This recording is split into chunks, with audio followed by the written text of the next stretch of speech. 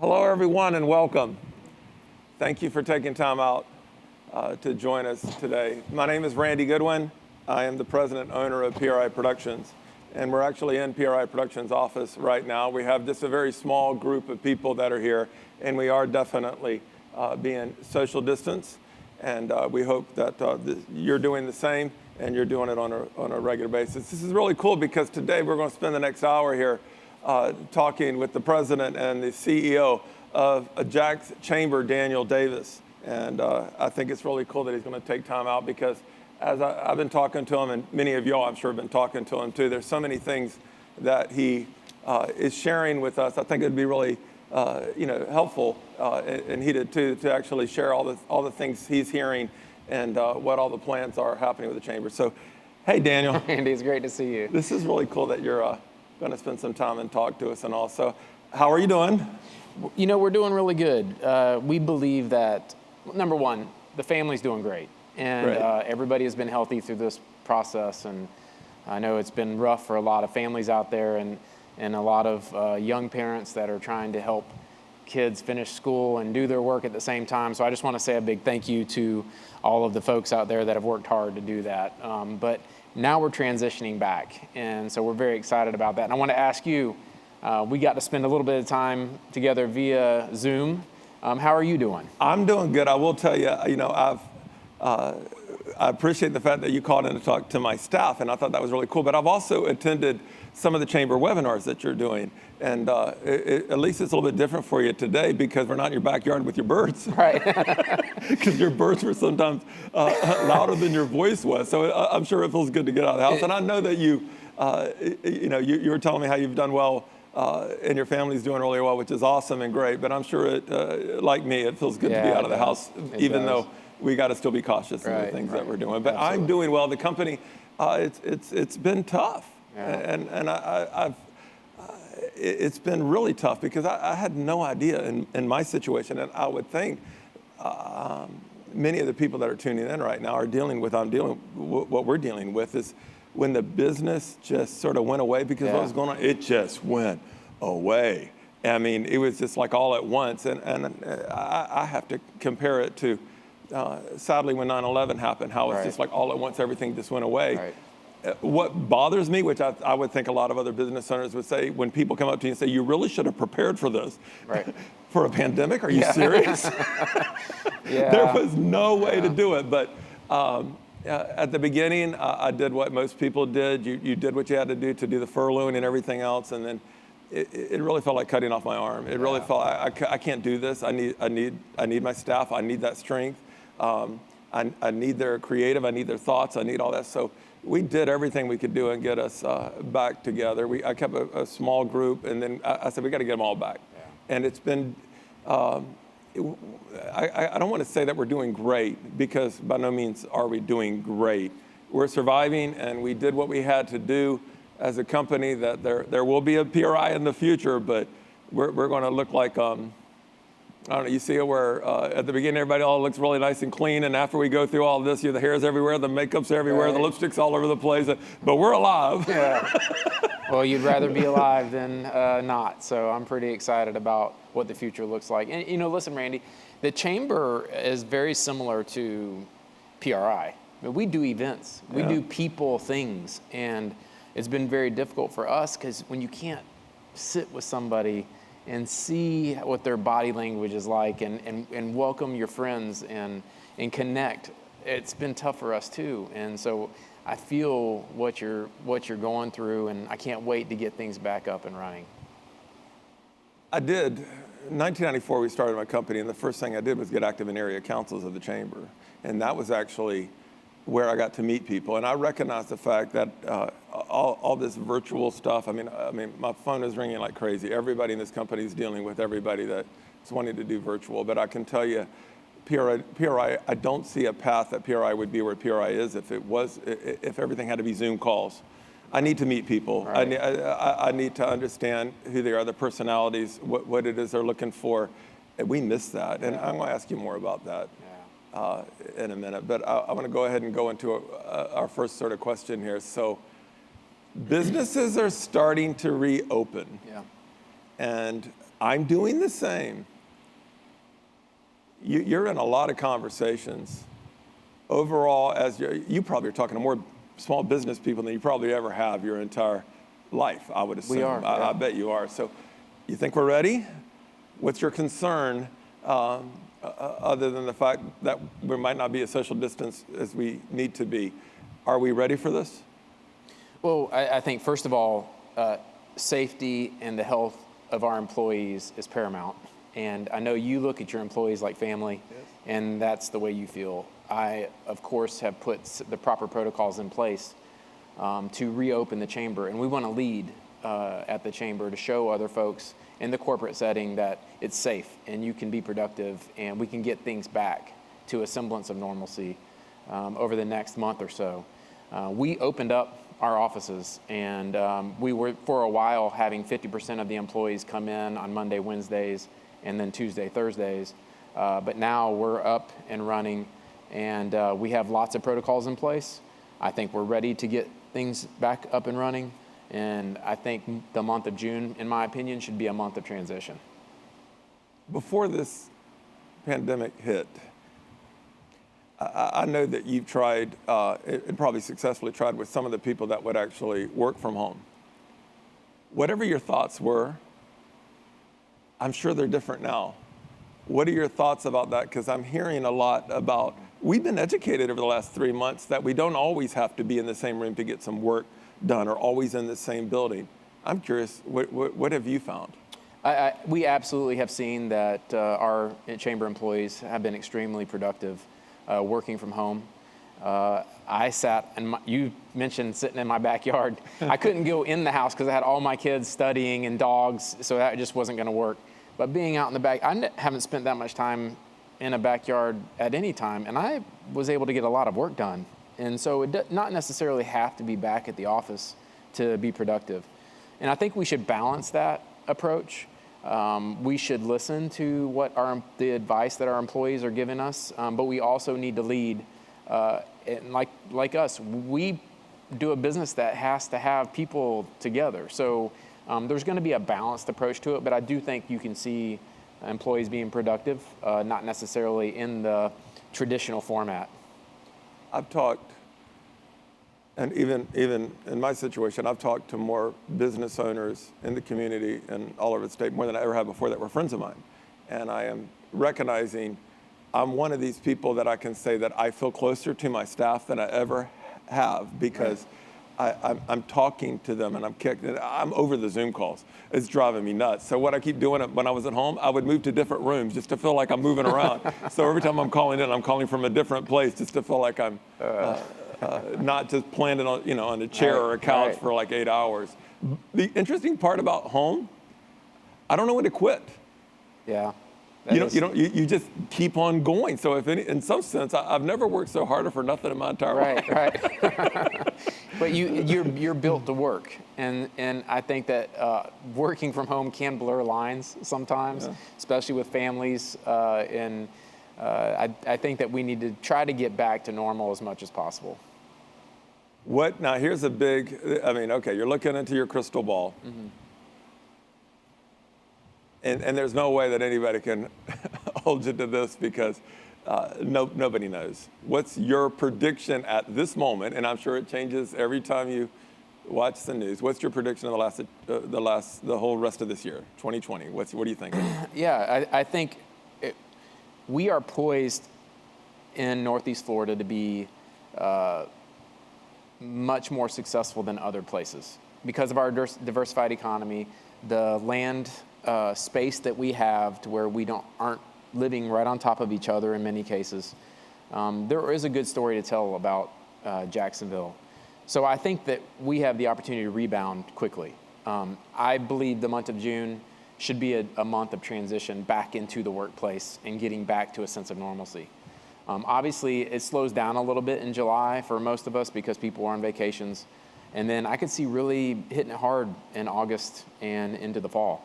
I believe we will be back this fall and in the year strong. That's my opinion. And I believe it's because we live in the great city with a diversified economy, and we're not dependent on one one industry to pull us through.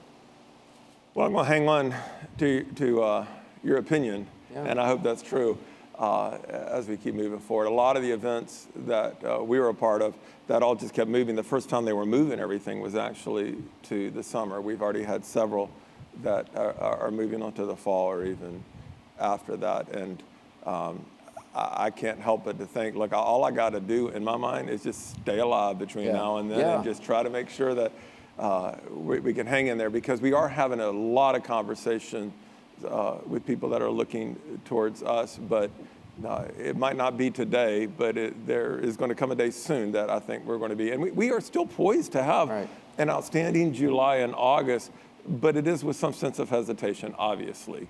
Randy, you think about great figures in history, in business. Many times in their careers, their whole goal is just to stay alive. Keep their head down, persevere, plow through this. And then you're going to come out on the other side stronger than you were before. That's what I'm seeing happening. And we have this opportunity that we just need to, as an organization, I would love to talk to all of our folks right now, just plow through it, stay alive, focus, and we're going to come through it.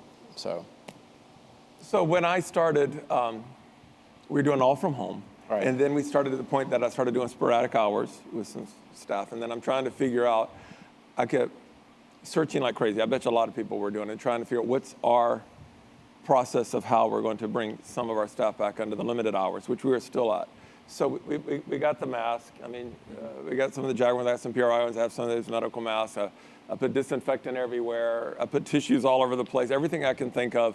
I do have prepared right now with the temperature, but there's not a whole lot of us in any area anytime. And if they are working in certain areas, I'm telling everybody to leave their area alone and let that be their safe sort of area to do it. What are you doing when it comes to your staff, and how are you managing it?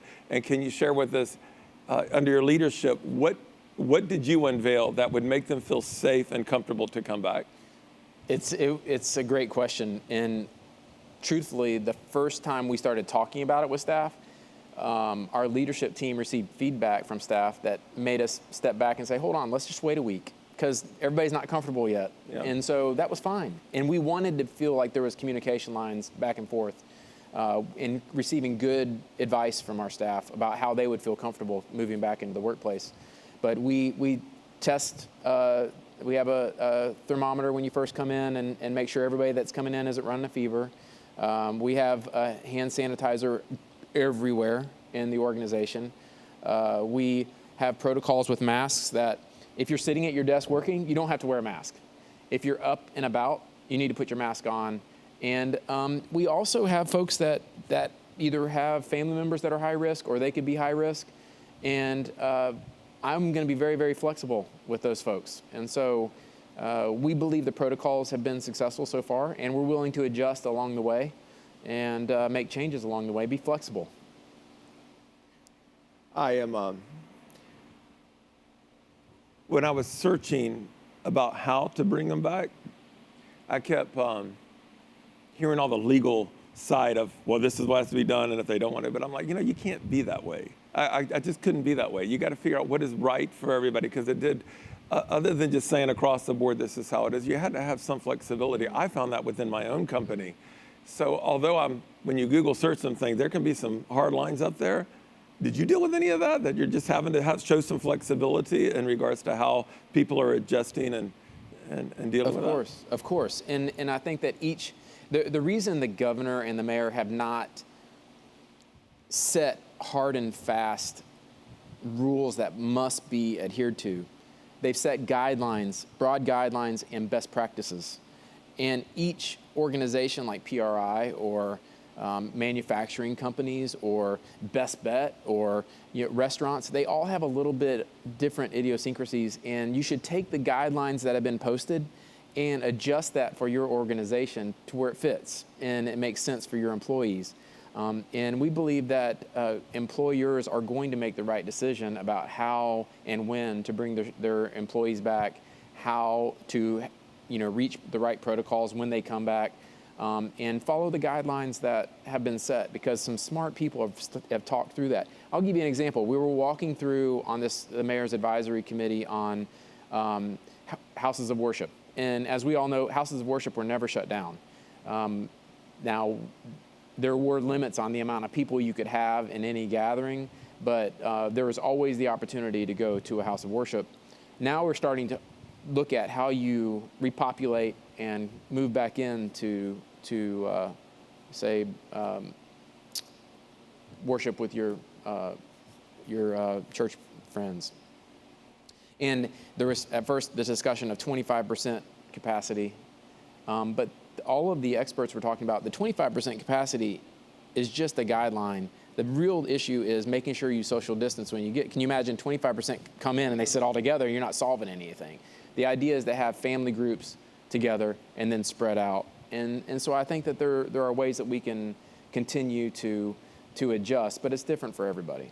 What I found interesting, years ago, being very active in the Christian community and all that stuff, when I worked a lot with churches, with everything that's happened with PRI, and now where we are right now, I've helped a lot of churches reconnect with their streaming, because they were sort of doing it, but they needed to. So we got really involved in all of that. So 2 major churches in the city, you know what I was concerned about?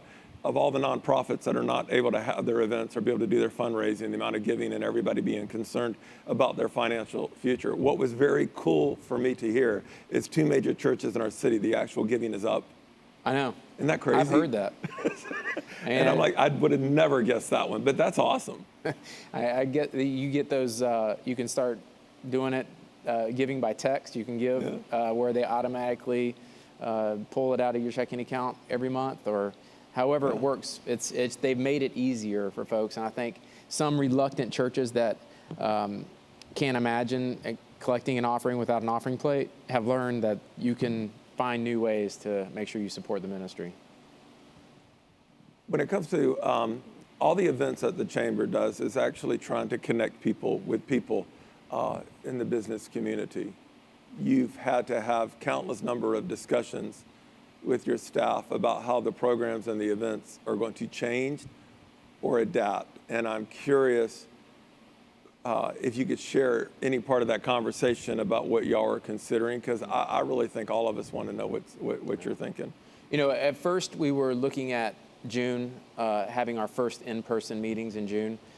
We polled many of our members, and I don't think they were ready for that yet. So we're going to offer what our customers want. And so we're looking at the first part of July to have our first in-person meetings, and continue to let us work virtually in the month of June, have smaller get-togethers, but our first real chamber function is going to be in Is that July. going to be a smaller chamber function? I mean, are you going to just do multiple smaller ones, or what do you? Well, I think we're going to be reasonable. I wouldn't say it's just going to be 10 people. It's going to be larger than that, but we're going to make sure that we're in a facility that you have adequate distance, and we're following guidelines that keep all of our members safe. I found strength in so many things. My staff first and foremost, but talking to other people that are either in my industry or not in my industry, talking to what they're going through to feel like that we're all in this together. I think that's going to, that need for that connection is going to get stronger, because it's going to be tough. This comeback is not, even if the business comes back, just adjusting to this fast-moving world. So I look forward to that, and I do find it when I'm talking to people how that helps me when I get off the phone. It just makes me feel, because when you're home by yourself and you're on these Zoom calls and stuff, and you get off the phone, you're back there with yourself, and you're dealing with a lot of challenges. Yeah. So I do find that that very, very helpful. Is there anything specific for small businesses? Well, you know what, I'm going to reword that. I'm going to say it this way. Tell me about the area councils. What's all happening with them? Still connecting, still meeting, all virtual, but we plan on ramping those up as quickly as possible, because we do believe that the area councils are largely made up of small businesses, and that networking opportunity and connection is in many ways the way they keep their business moving forward. And so we know how critical that is. I hope they're doing really good, and I hope that the people are calling in and realizing that, because a lot of the area councils do find, when they're all getting together, they all find strength within that networking. Yeah. And right now, we probably need it more than ever. I don't know if you knew this, Randy, but I was at the Northeast Florida Builders Association for about 14 years, and we were there during the real estate meltdown, and in many ways, Jacksonville was ground zero. And like you said, it didn't just kind of turn off. The faucet didn't just turn off. It just stopped one day, and nobody was buying a house.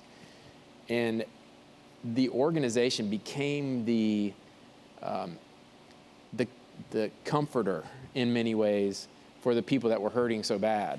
And they found that their family, their industry family, could help them get through by being together and talking.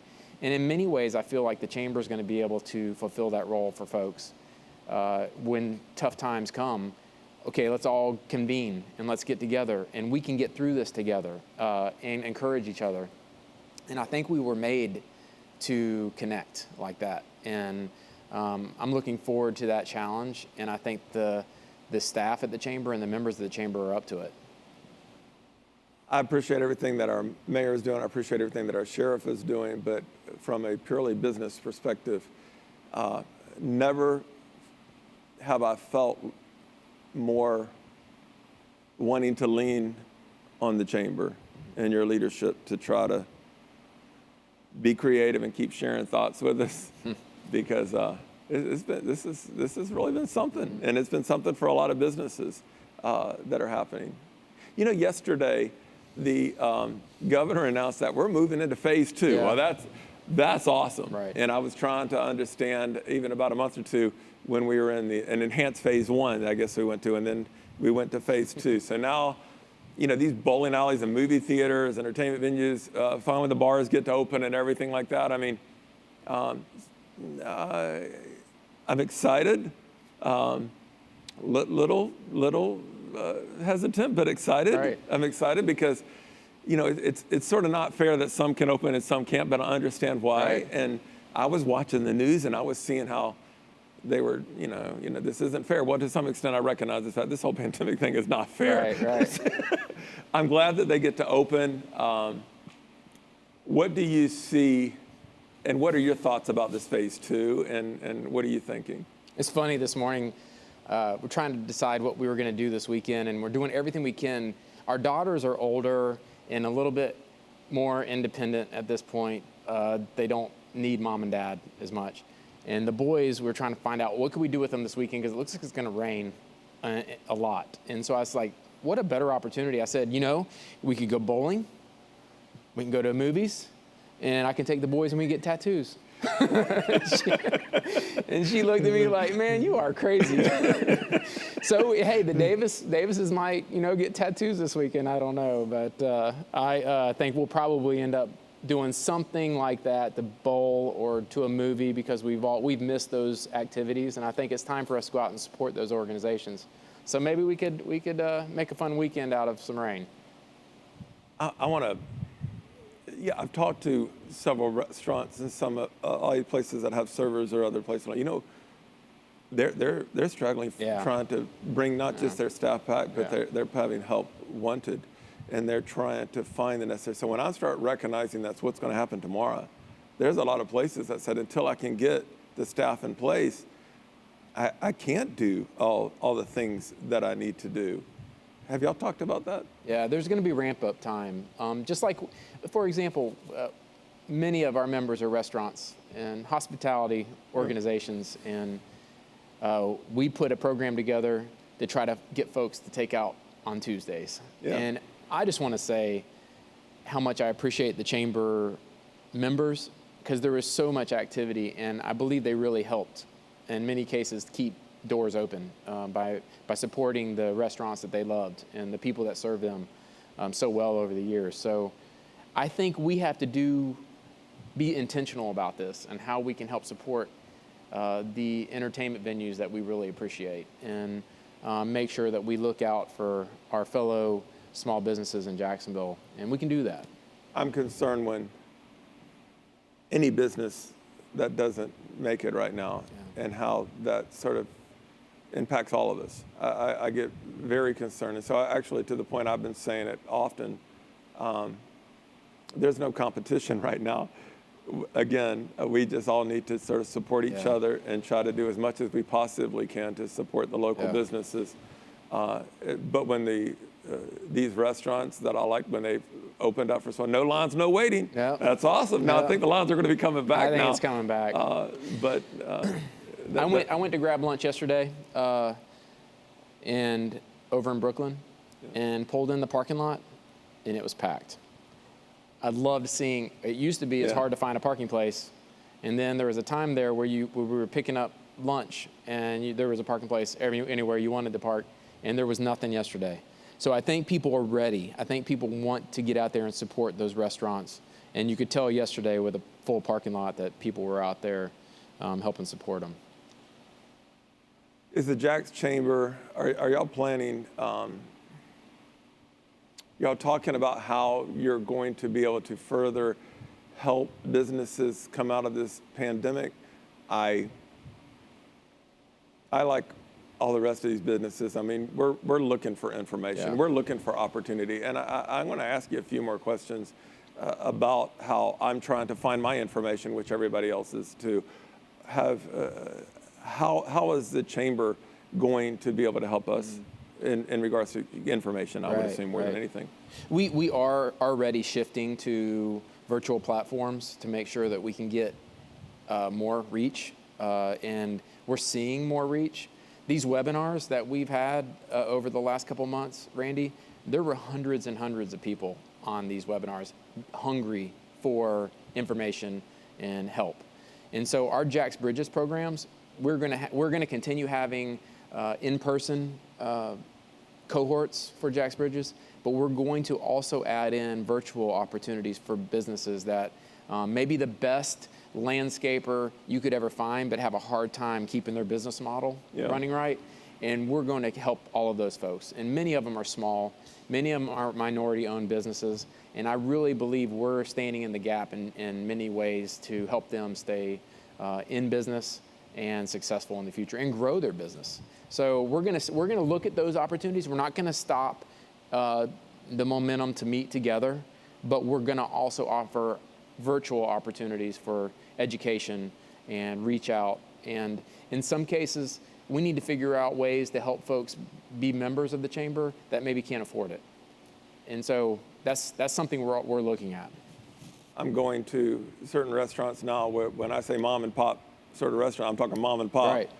And you know, they always probably struggled to stay around, but they've been around for years. Yeah. They didn't have a lot set aside to keep going, and they're hanging in there.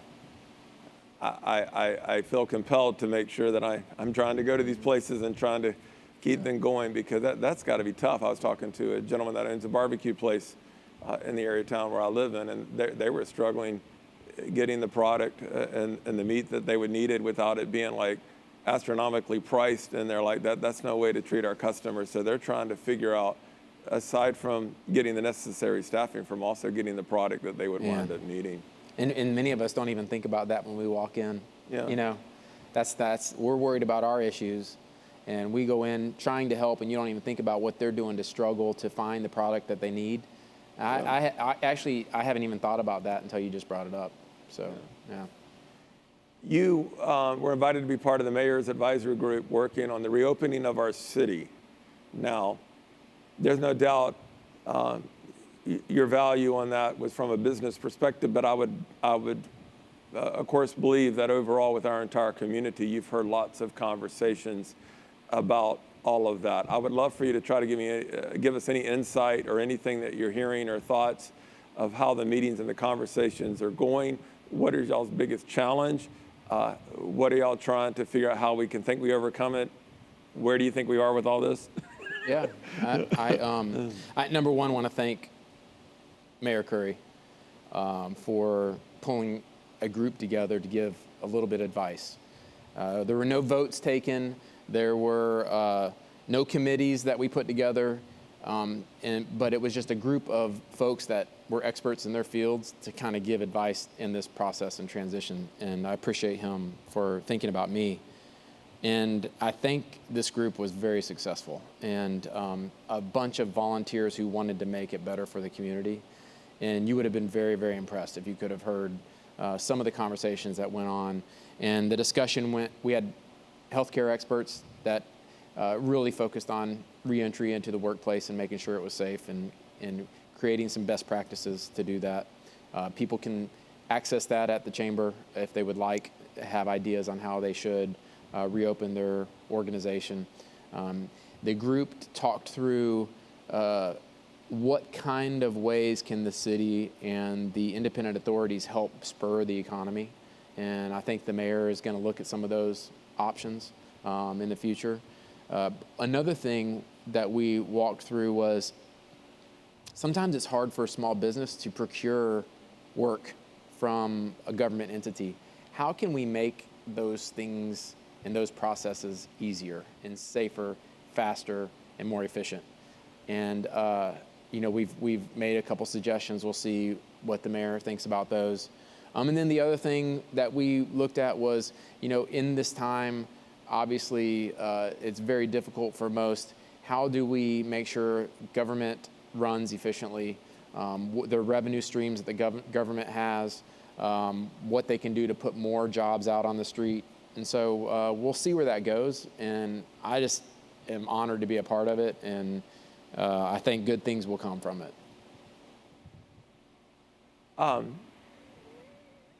Anything else you think that what do you see would be next that would possibly be positive in regards to things we can grab onto about the coming back of all of this? Okay.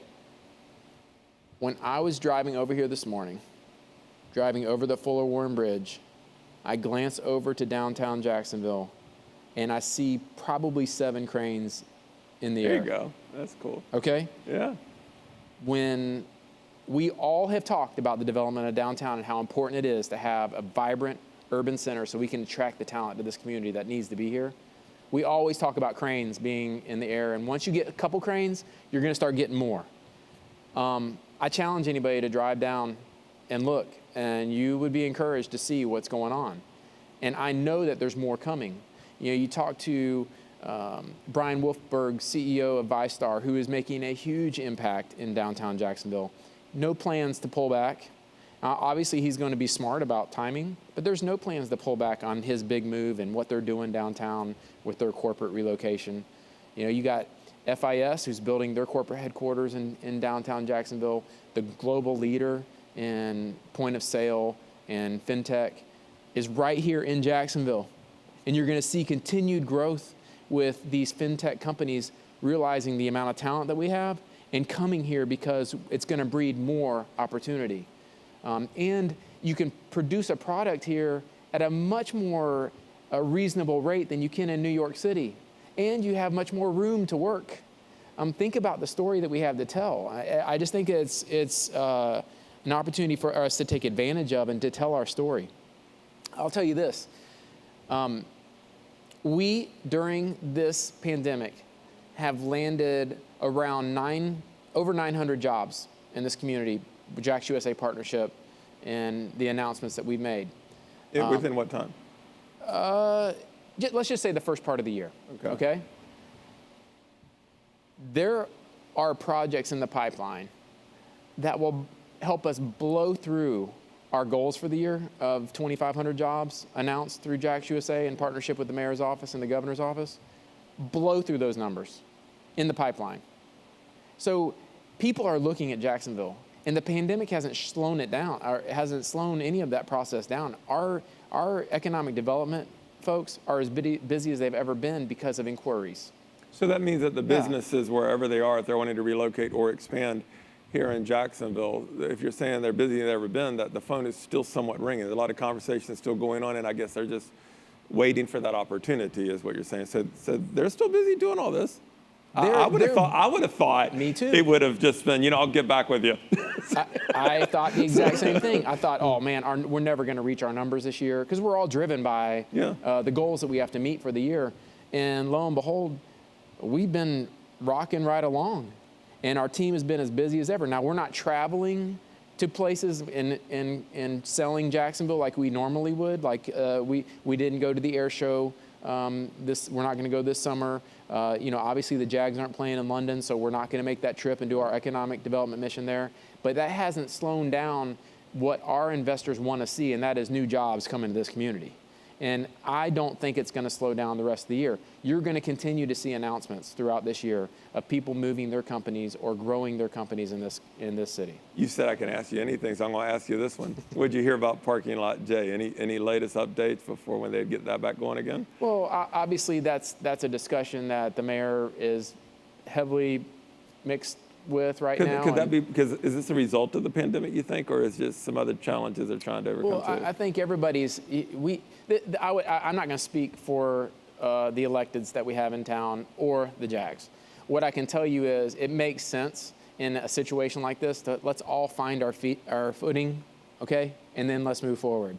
The first major step to that is taking down the Hurt Bridge overpass, and that is happening right now. That's the number one. You cannot develop with underneath an overpass. It just doesn't work. Yeah. And that was the first step of bringing down that infrastructure and getting the infrastructure in place to move forward. And I think there's going to be, I've heard exciting conversation. Listen, the Chamber's taking their leadership trip this year to St. Louis. And one of the main reasons why Ray Driver decided to do that was because of the Cordish development right around the stadium in St. Louis. And we're going to stay at the hotel right in that development, and you can see how they've taken a parking lot and made it an amazing entertainment facility. And that's exactly what we want to do here. And I think that the opportunity for growth will happen. When I went there, where the Patriots play, and I went there to watch them when the Jaguars were in the playoffs. Oh my gosh, that was awesome what they did. And so I've seen some of the plans. I've seen some of what Jacksonville sort of planning to happen with Parking Lot J. I mean, that'd be awesome. Yeah. Because I know we've talked about having our true entertainment district for so long and stuff like that. But of course, we were disappointed when we realized that it was sort of put on hold for a little while. We hope it comes back soon to get back on track. But we need it.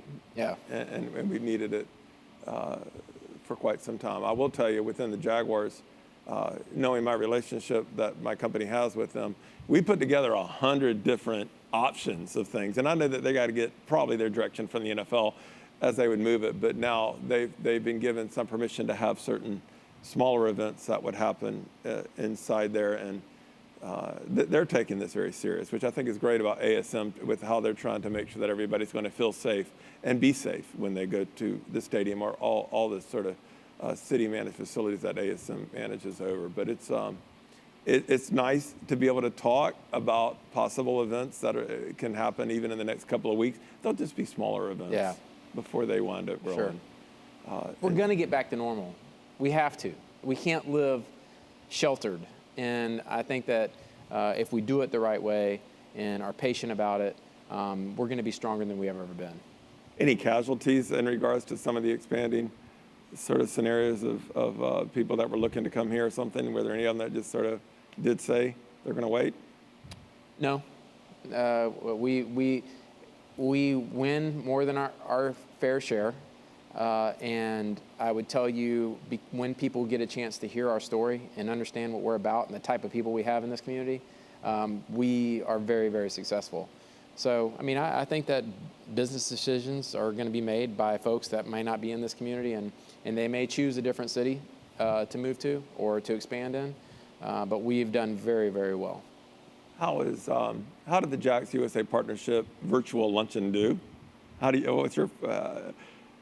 It had to be quite different. It absolutely was different, but you have about several hundred folks participating. It was very good information, and it's just not quite the same as when you go in the room and have 500 members of the business community there looking at how they can make the city grow. So we look forward to that opportunity. Is there anything that you can share with us about what Mayor Curdy and the city is doing about how to help the businesses. And I'm going to tell you exactly what I mean by that. I think I'm fishing for more and more information, like most businesses in our community are. Without certain opportunities that were presented to businesses like the PPP and everything else that was all out there. You were given at the beginning, your 8 weeks or whatever it was. Well, we're not back yet. The world's not back yet. Now, they might have made it to where they're going to let it go a little bit longer. But of course, if I could go back to the beginning of that, I probably would have made certain different decisions. Yeah. So it's like, oh my gosh, in the midstream, I appreciate what the government has done, but at the same point right now, you can't go back and undo decisions. Yeah. But the money is going to be challenged for so many businesses this year. I keep, that are here even in our community. There has to be some other type of help that's sitting out there for businesses. If not, I'm concerned about the amount of unemployment that's already there and how that can this glass floor could collapse. Mm-hmm. And then it could just absolutely just be unimaginable what would happen to businesses everywhere. So what are you hearing about how our city, our state, our federal government, any other opportunity you feel that you have been participated or have heard about in discussions to keep these businesses going as business starts to, we got to get weaned off of it. Mm-hmm. But you can't just cut us dry right now. We can't live world. I mean, the world is not going to be in the way it needs to be. So what are you hearing? Well, I know the city council has passed legislation to help individuals and small business move forward. But like you said, at some point, they can't continue to do that. The government isn't made to continue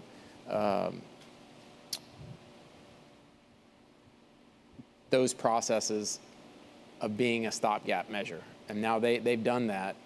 And at some point, like you said, we got to start getting back to business as closely to usual as possible. I mean, I think that there's opportunities for capital improvement programs. I think that there's opportunities for training. The governor has been in town looking at how, and made announcements at the chamber, matter of fact, on how we can train to fill these fintech jobs that are continuing to grow. We need to make sure that if the market is shifting, that we're training folks that need help with a job can get a job. It's going to be tough for a while, and I think that we have to do everything we can to help work together to pull ourselves through, but you think there'll be another version of the PPP? You ever heard talk of it? Anything like that? I've heard of the fourth tranche of PPP, but with the way things are in D.C. right now, I wouldn't count on that anytime Why isn't soon. the world running out of money?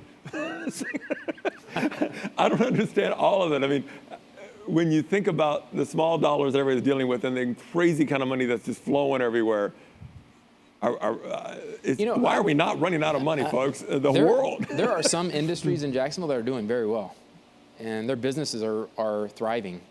I've talked to construction, commercial and residential. They're continuing to see traffic, continuing to sell. There are industries that are thriving through this time, and that I think can help pull through some of the companies and industries that are hurting right now, like hospitality and entertainment.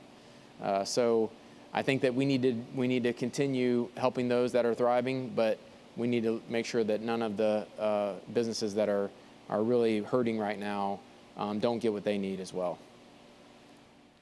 So you may have heard me make the statement before that when people would ask me what PRI Productions does for a living, I would say, well, when a gathering of people come together, there's a purpose for PRI. Never understood that was going to be a point that it was going to be illegal for a group of people to get together, because then there's no purpose for PRI. I mean, so I'm like, oh my God, that statement came back to haunt me.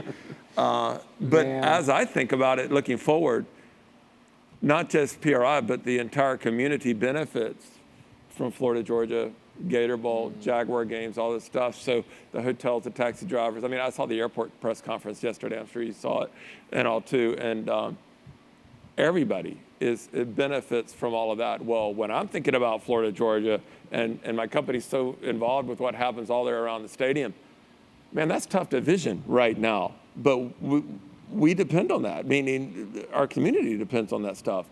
any discussions that you have been, any thoughts about what's supposedly, as the schools talk to us? As Rick Catalyst said, anything about Gator Bowl? I mean, these massive amount of people that just drive in, drop off their money and go back home. I mean, that's nice, but that's limiting. I mean, we might not be able to do all of that. What do you think?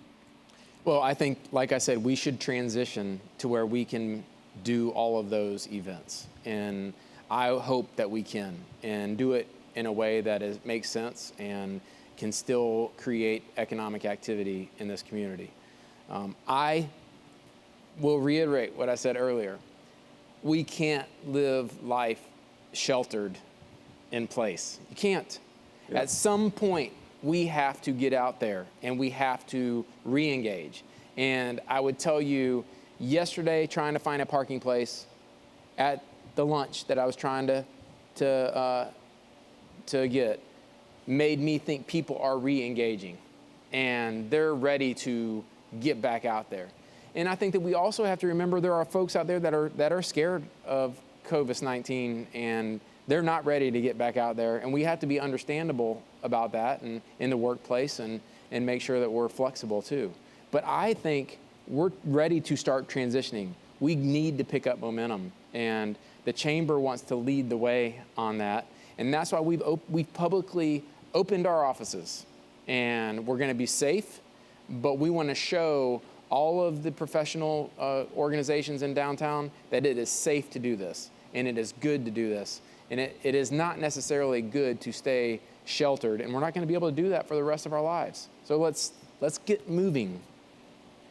I'm surprised we don't hear more about the amount of depression from people that are just staring at their four walls. I will tell you, when PRI started getting a little bit of work here and there over the last couple of weeks, it felt good to get back to work. Yeah. It felt good to get out of the house and do some things. We're just having to maybe do it a little bit different within the social distancing sort of fashion, but it just personally just feels good to feel productive other than just sitting in a chair. It was a good feeling. I got tired.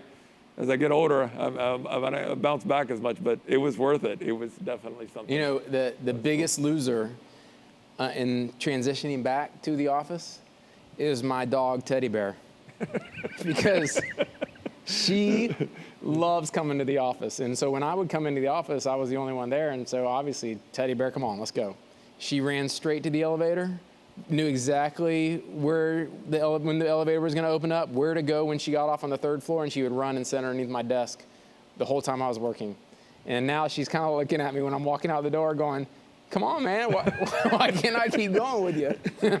I'm not sure all my staff is ready for Teddy Bear to run around while they're there, but yeah, she's the biggest loser. We talked about a lot of things that the chamber is working on to try to help small businesses. Is there anything that you didn't mention that you would like to point out about what the chamber is doing for small businesses, or could be doing, or open discussions or opportunities? Anything else? Because we've covered a lot, but is there anything else? Yeah, we're going to continue plugging away, Randy. I'm excited about what the future holds. I'm excited about the progression in downtown. That's not going to slow down. That's going to continue moving forward. And just like we mentioned earlier, we are bringing jobs to this community, even in the middle of this crisis. And I would say this, the last several days have been, in my opinion, a national crisis. And we have to, as an organization and as a business community, take action. And I think part of that is, for me, the first part is trying to understand more about the issues that are going on out there, and I want to be a listener, and I want to make sure that when we move forward as an organization and as a business community to help everyone in our community to be successful and have hope about the future, that we're at the forefront of that action, not just talk, but really making a difference. So, you know, I think that it's time for people who love other people to step up, and I think there's great hope in good education and a good job. You know, when I go to the restaurants or I'm talking to business, you know what? I'm going to ask you a question about who would have ever guessed, by the way, that the pandemic would have been not the top story right now? That's crazy that we're dealing with that. And then you watch the news and they keep telling you about the hurricane forecast for this year. It's like, okay, this is just crazy with what's going on in the world right now. But I will tell you, aside from what's happened in the last week, when I have gone out or I've gone to stores, which has been limiting, which has been a very small amount, I've noticed the people that work at the restaurants are kinder. I'm finding the customers and myself, we're being kinder. We seem to have a new appreciation. And I've pointed that out a few times, and I'm like, we're smiling. It's good to see everybody. You know, the workers are glad to see us. We're glad to see them. We have a whole new appreciation. You remember when it first started coming and you were doing your Takeout Tuesdays, and I was one of the ones that was doing that. And you know, if you weren't getting your food in 10 minutes, like, where is it? Where is it? It's amazing how patient we suddenly became, waiting and with appreciation that we know what you're dealing with. I hope we can hang on to that after all of that we can be a kinder world. And there's no doubt that the citizens of Jacksonville are special people. Yeah. And we have won many corporate headquarter relocations based on the interactions the CEOs have had with our people and how they say this place is different. And I think that we need to continue proving that and make sure that every neighborhood has a chance to be successful, and every person that is in our community has a chance to be successful. And we can do that. We can. And I look forward to being a little part of that and to make a difference, even if it's in a little way, in people's lives. The story, we're on the last few minutes here, but the top story right now, I guess I feel to at least acknowledge what's happening in the world right now. That just came out and is dominating the headlines everywhere right now. There's nothing you or I or anybody's going to say that's going to make this go away right now within the challenges that's even causing all the protests and all to happen. I'm concerned about how that could affect the pandemic, and that what we see on the news about the reported cases right now might not be telling us the true story. So if I did have a fear, my fear is going to be 2 weeks from now, what's coming out. I support protest. I don't support the violence. I think it's what most people in the planet would believe. I am concerned about the two sort of affecting each other like this. What are your thoughts on this? I'm very concerned because we're moving really good in a good direction, and then this could step us back. Yeah. You know, there have been crises in every stage of human history, and it really is incredibly important to react the right way and to be compassionate and to strive to listen and to try to understand what someone in a different neighborhood is going through different than the way I grew up on the west side of Jacksonville. And I think if we all do that and try to seek to understand, that is going to help solve a lot of our issues. And that's what I'm going to do. My family is going to do that. And maybe it starts with just some, and we learn to grow as a community, but something has to change. And it's not right now. And we need to make it right and figure out how to do that and give people hope. It is something that I realize that it might not be able to, the protests are eventually going to subside in regards to being a daily part of our headlines. But I hope this time that there can be not just, it starts with conversations, but we need to see some real activity. And my first thought is, and I'm sure you've thought about this many times too, we got to get people registered to vote. They have to vote. They have to get involved. We need some real positive change, not just a couple of tokenish sort of committees and groups. We need action, and I'm hoping that can happen during the midst of all of this. But there's, as a small business owner in our community, and as pretty much everyone that's listening to us right now is also representing small business, we look to you to help put the dots together and get us all in the room together, because there's, we can do our part to make sure that the change that is needed is moving the right direction. But it's going to be very easy for the next headline to start taking it. But we need to do this, or it's going to continue like it is. And enough is enough. We need to see some real change. And it's not easy, because anytime you try to change anything, there's going to be some resistance. But it has to happen. And I'll be honest with you. I don't know what the call to action is. Yeah. And I'm okay admitting that I don't know. That's why we as an organization need to seek to understand what that call to action should be. And there will be a call to action for the business community. I hope so. And I think government plays its role. And I think the business community can play a role. And there will be an opportunity for all of us to step up and make a difference. There's no way the mayor and or the sheriff can make these changes without our full support and without us in many ways also leading the way to be able to make this. Anyway, I want to wrap this up, because I know everybody's got to get back to trying to make sure that they can get back to their business. But is there anything that you didn't say or that I didn't ask that you would like to sort of comment on about all of this? Usually when a reporter asks me that at the end of the interview, I go, I'm not a reporter. I'm good. I don't have anything else to say.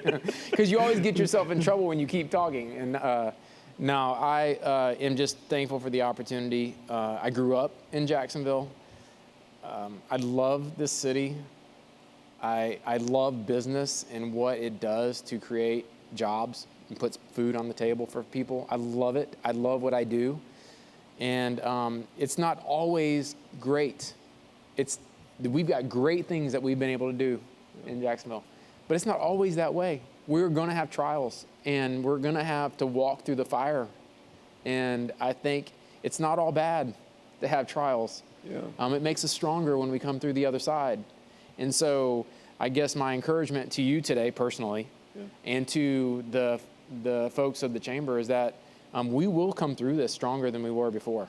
And there's no doubt in my mind. And some pain sometimes is good for us to get our perspective right. And we're going to move forward. I love serving the people of the chamber. That's awesome. And I appreciate you being my friend. I will tell you, I'm going to be a smarter businessman after all this. Yeah. Because I have dove into certain things that were automated. And I'm sure everybody's done that with their business. I've done my share. And it is making me a smarter, better businessman. Maybe not the smartest businessman, but smarter than I was before all of this. So thank you so much for spending time with us. I think it's cool. I think you're definitely the right person for the right time in your leadership role.